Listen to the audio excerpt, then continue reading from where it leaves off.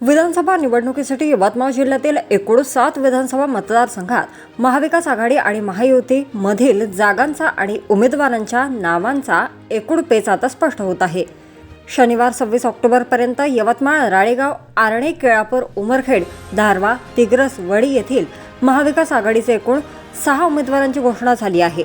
यात आता फक्त पुसद मतदारसंघात महाविकास आघाडीचा उमेदवार कोण याकडे सर्वांचे लक्ष लागलेले आहे। तर महायुतीकडूनही एकूण 5 जागांचे उमेदवार घोषित झाले आहेत। आर्णी, केळापूर आणि उमरखेड मधील भाजप उमेदवारांच्या नावावर कोणत्याही क्षणी शिक्कामोर्तब होऊ शकतो।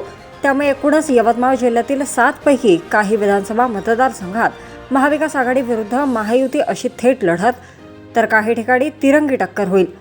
वणी, यवतमाळ, उमरखेड आणि पुसदमध्ये प्रमुख प्रादेशिक राजकीय पक्ष आणि काही ठिकाणी अपक्ष उमेदवारही मैदानात राहणार आहेत। त्यामुळे या ठिकाणी चौरंगी लढतीचीही शक्यता आहे।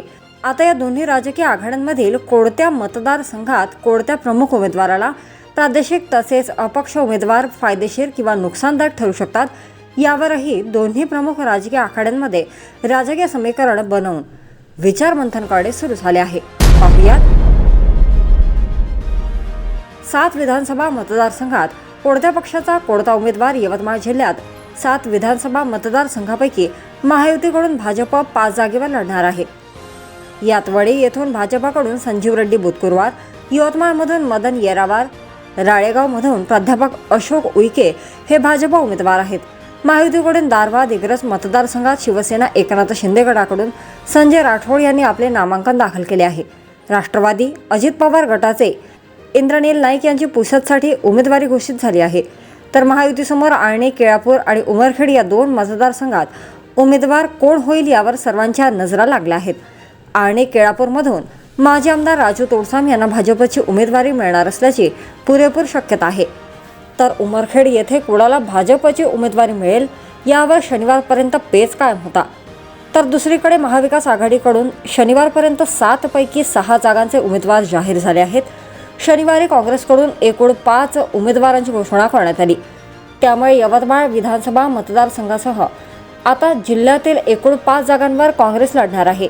यात यवतमाळमधून बाळासाहेब मांगुळकर, आर्णी, केळापूर मतदारसंघातून जितेंद्र मोघे, उमरखेड येथून साहेबराव कांबळे आणि राळेगाव मतदारसंघातून माजी मंत्री वसंतराव पुरगे यांना उमेदवारी बहाल करण्यात आली आहे।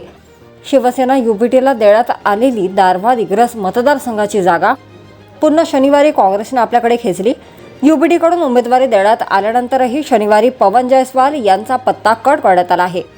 आता दारवा, दिग्रस मतदारसंघातून संजय राठोड यांच्या विरोधात काँग्रेसचे माजी प्रदेशाध्यक्ष माणिकराव ठाकरे यांना उमेदवारी देण्यात आली आहे। आता आपण नजर टाकूया कोणत्या मतदारसंघात प्रमुख पक्ष निहाय उमेदवार कोण आणि कशी लढत होणार आहे। यवतमाळच्या जागेवर काँग्रेस, शिवसेना, उभाटा आणि राष्ट्रवादी शरद पवार पक्षाने दावा केला होता। या पक्षातील इच्छुक उमेदवार आणि त्यांच्या समर्थकांकडून मोठ्या प्रमाणात मुंबई ते दिल्लीवारी करून तिकिटांची दावेदारी करण्यात आली होती। पण अखेर महाविकास आघाडीच्या ठरलेल्या फॉर्म्युलानुसार काँग्रेस नेते बाळासाहेब मांगुळकर यांनाच अखेर काँग्रेसकडून यवतमाळ विधानसभेची उमेदवारी जाहीर करण्यात आली आहे। या मतदारसंघात यापूर्वी भाजपमध्ये ही तिकीटसाठी चढाओढ दिसली, मात्र अखेर भाजपकडून मदन येरावार यांना येथून 4थ्यांदा उमेदवारी देण्यात आली आहे। आता काँग्रेसकडून मांगुळकर हे काँग्रेस उमेदवार असल्याने यवतमाळ विधानसभा मतदारसंघात महाविकास आघाडी विरुद्ध महायुतीमध्ये काट्याची टक्कर होऊ शकते। मात्र येथून प्रहार जनशक्तीचे बिपिन चौधरी यांनी आपले नामांकन दाखल केले आहे। वंचित बहुजन आघाडी उमेदवार आणि बसपाकडूनही भाई अमन हे यवतमाळ मतदारसंघात उमेदवार राहणार आहेत। त्यामुळे यवतमाळात वेळप्रसंगी तिहेरी वा चौरंगी लढत होईल अशीही शक्यता आहे। वडी मतदारसंघातून शिवसेना उभाटाचे संजय देरकर महाविकास आघाडीचे उमेदवार असून ही जागा काँग्रेसने यंदा उभाटाला सोडली आहे। तर वणी येथून मनसेचे नेते राजू उंबरकर हे सुद्धा मनसे पक्षाचे उमेदवार आहेत। येथे भाजपाने आमदार संजीव रेड्डी बुतकुरवार यांना 3ऱ्यांदा मैदानात उतरवले आहे। वडीमध्ये काँग्रेस, भाजप आणि मनसे या तिन्ही पक्षांचा समप्रभाव आहे। त्यामुळे या मतदारसंघात यंदा तिरंगी अशी लढतीचे चिन्ह आहे। दारवा, दिग्रस मतदारसंघात आता तुल्यबळ अशी लढत होण्याची चिन्हे काँग्रेसचे माणिकराव ठाकरे यांच्या मैदानात उतरल्याने निर्माण झाली आहे।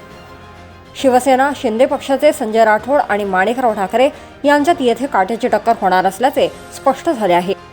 20 वर्षांपूर्वी माणिकराव ठाकरे यांना संजय राठोड यांनी पराभूत करून दारव्हा मतदारसंघात आपले वर्चस्व प्रस्थापित केल्यानंतर यंदाच्या निवडणुकीत राज्यातील दोन्ही मोठे नेते पुन्हा येथे आमनेसामने आहेत. राळेगाव मतदारसंघातून काँग्रेसकडून वसंतराव पुरके आणि वर्तमान भाजप आमदार अशोक उईके हे पुन्हा आमनेसामने आहेत. येथून 3 वेळा वसंतराव पुरके यांनी तर अशोक उईके 2 वेळा निवडणूक जिंकले आहे. पण या लोकसभा निवडणुकीत महाविकास आघाडीने येथे मताधिक्य घेतल्याने यंदा दोन्ही पक्षात राळेगाव मतदारसंघात तुल्यबळ अशी लढत होऊ घातली आहे. उमरखेडमधून महाविकास आघाडीने काँग्रेसचे साहेबराव कांबळे यांना उमेदवारी दिली असून शनिवारपर्यंत येथे भाजपचे उमेदवार निश्चित झाले नव्हते. येथून आमदार नामदेव ससाणे यांचाही भाजपने पत्ता कट केला आहे. येथे काही तासाभरात भाजप उमेदवाराची घोषणा होऊ शकते. त्यामुळे उमरखेड मतदारसंघात यंदाही दोन्ही पक्षात टक्कर होणार आहे. आणि केळापूर मतदारसंघातून यंदा भाजपने आमदार डॉक्टर संदीप धुर्वे यांचा पत्ता कट केला असून येथून भाजपमध्ये प्रवेश झाल्याने माजी आमदार राजू तोडसाम भाजप उमेदवार राहणार आहेत. काँग्रेसने यंदा माजी मंत्री शिवाजीराव मोघे यांच्याऐवजी त्यांचे पुत्र जितेंद्र मोघे यांना उमेदवारी दिली आहे. या आदिवासी बहुल मतदारसंघात आता तुल्यबळ लढत होणार. दारव्हा दिग्रस मतदारसंघाची जागा शिवसेना उद्धव ठाकरे गटाला देण्यात आली असून येथे पवन जयस्वाल यांच्या नावाची घोषणा उभाटाने केली आहे. शिवसेना एकनाथ शिंदे गटाकडून या मतदारसंघात संजय राठोड यांनी आपले नामांकन दाखल केले आहे. शिवसेना उभाटाने या जागेवर पवन जयस्वाल यांना उमेदवारी दिली आहे. मात्र यापूर्वी काँग्रेस ही जागा आपल्याला सुटावी यावर आग्रही होता. येथे काँग्रेस नेत्यांकडून जागा मिळवण्यासाठी मुंबई ते दिल्लीपर्यंत राजकीय लॉबिंग झाली होती. येथे माजी प्रदेशाध्यक्ष माणिकराव ठाकरे यांचे पुत्र राहुल ठाकरे यांच्यासाठी ही जागा मागवण्यात आली होती. मात्र ही जागा उभाटाला गेल्यानंतरही सध्या या जागेचा पेच सुटताना दिसत नाहीये. शेवटच्या क्षणी यात फेरबदल होऊ शकतो आणि ही जागा काँग्रेसकडे जाऊ शकते अशी राजकीय स्तरावर आता मोर्चे बांधणी सुरू आहे. येथून माणिकराव ठाकरे यांना शेवटच्या क्षणी उमेदवारी मिळू शकते किंवा त्यांची काय राजकीय भूमिका राहील यावर राजकीय स्तरावर लक्ष लागले आहे. पुसद विधानसभा मतदारसंघात हा बंजारा बहुल मतदारसंघातून नाईक घराण्याचे वर्चस्व पाहता येथे राष्ट्रवादी काँग्रेस अजित पवार पक्षाकडून महायुतीचे उमेदवार म्हणून इंद्रनील नाईक मैदानात आहेत. तर येथे महाविकास आघाडीकडून काँग्रेसला ही जागा न देता राष्ट्रवादी शरद पवार गटाला ही जागा सोडण्याची राजकीय कवायत सुरू होती.